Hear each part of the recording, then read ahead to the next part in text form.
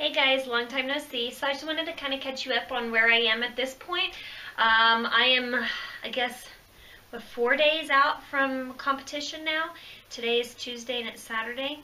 As you know, I've been kind of vlogging along the way of my journey to the Junior USA Nationals of 2015. And I measured in on Friday and I was feeling like super pumped about it. I feel like I'm leaner than what I was at the last show, and I feel like I've got a little bit more muscle definition since the last show as well.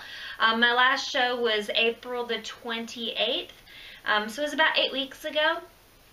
And to kind of give you a wrap up of what we did is I kind of added in a little bit of calories the first few weeks. For probably the first 3 weeks, I slowly added in food because I had cut it down so low for my first show. So 8 weeks to keep it at that low is just not possible. So I went ahead and slowly we added some food back in to kind of bring me to almost like a little mini reverse diet, and then got me back onto a normal diet, which if you want to see that, go back and look at my vlog for that. I tell you everything I was doing along the way. But anyway, so I started cutting down slowly, and my food really didn't change too much along the way. Only the last 2 weeks did it really change anything. When I checked it on Friday, I'm still sitting at a little over 12% body fat. So I'm hoping to lean up just a hair more, but not too much. I don't want to come in too thin, and I think that's one thing that a lot of competitors do is they come in too thin, and I've been seeing that over and over lately. So I don't want to do that. So there's like a little fine line you really have to watch. You don't want to come in too thin, but you don't want to be too thick either, and it's kind of a headache really. So anyway, so I checked in. I'm a little over, barely over 12% body fat. When I weighed in, I was weighing in at 122. So I'm up a pound from my stage weight, but I'm a little bit below my body fat percentage from my last show. So that's a good thing. That shows a little bit of muscle improvement. This week is peak week. What does peak week mean to you and to me and to anybody else that's competing? This is a pretty important week. This week is the last week you have to kind of gather everything. There's different ways that people do it. There's people that believe in carb loading. There's other people that believe in using water load and then messing with salts and messing with carbs. And it's a whole big science to it, to be honest with you. And everybody's body is going to react differently. So for instance, I'm my own person, and just 8 weeks ago, my peak week that I had for my first competition is different than my peak week this week. My first competition, my peak week, I didn't work out. On Sunday, it was before my competition was my last big weight day, and I didn't work out again until Thursday right before the show, which I did kind of like an upper body pump only. And I also had fasted cardio for 2 weeks prior to that. I also didn't really change my nutrition up too much. I still got to eat my same sweet potatoes and stuff like that, and it didn't really change up until the Thursday before the show, and that's when I started turning over to steak and rice, and I even got some almond butter. This time around though, even though I came in on Friday thinking really positive, I kind of got a mental mess up game because I guess I took it as a negative feedback almost, even though I know it wasn't meant that way. I have to continue to do my cardio this week, and I have to continue to do weightlifting all week. So when I heard that, the very first thing that went through my head is, I'm not where I need to be. And then my food was manipulated. So that was the other big thing that really messed with my head, because now I don't get my carbs as much. My carbs are cut down to almost nothing, to be honest with you. I'm only down to, in the morning, I get 1 gram of oatmeal in the mornings, and then I don't get anything else until I work out, which I'm working out in the mornings before I even go to work, and I have 1 piece of Ezekiel bread after I work out. So that's it. By like 8 o'clock, I'm done with my carbs for the day. So I am really feeling it this time around, to be honest with you. You know, a lot of times you hear ladies that are talking about, I'm so exhausted, I'm so exhausted. Well, I'm feeling it, girls, because I'm tired and I'm crabby. And a lot of that has to do with the fact that you're just tired. You're running with no carbs. Carbs are your energy. I'm not having really any fats whatsoever either.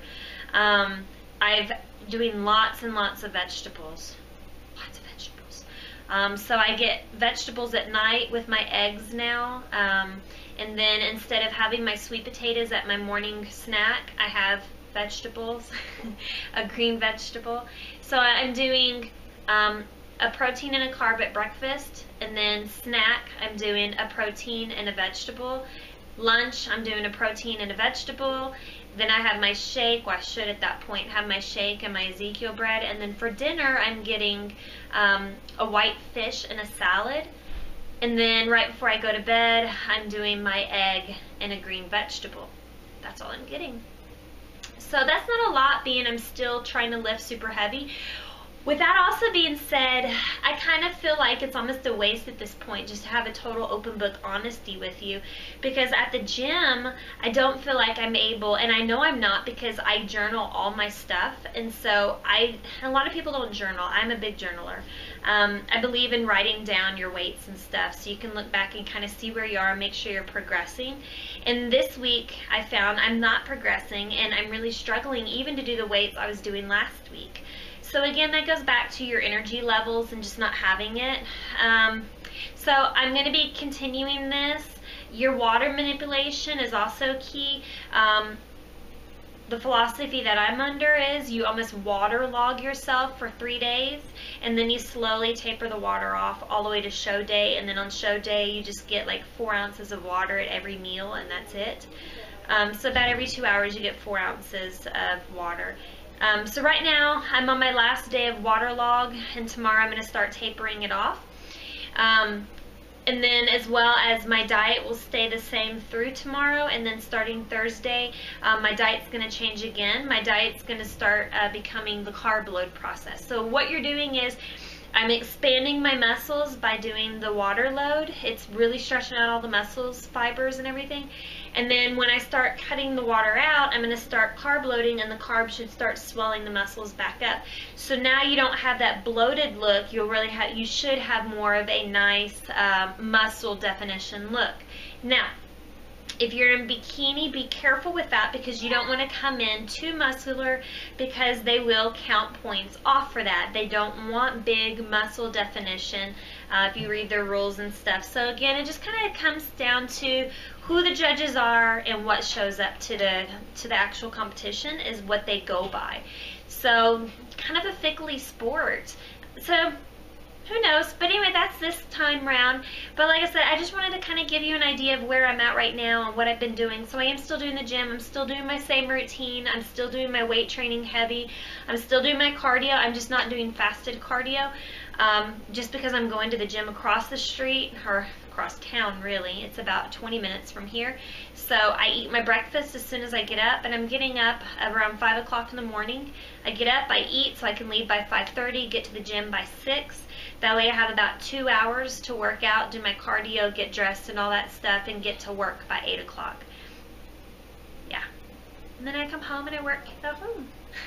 So anyway, I just want to let you know I appreciate you following along, and I hope that my journey has been helpful to you. I know a lot of times it's, I don't want to give you any information because I had to pay for my information, pay for your own, and there's really not a whole lot of friendly competition. There seems to be a lot of cattiness that goes on.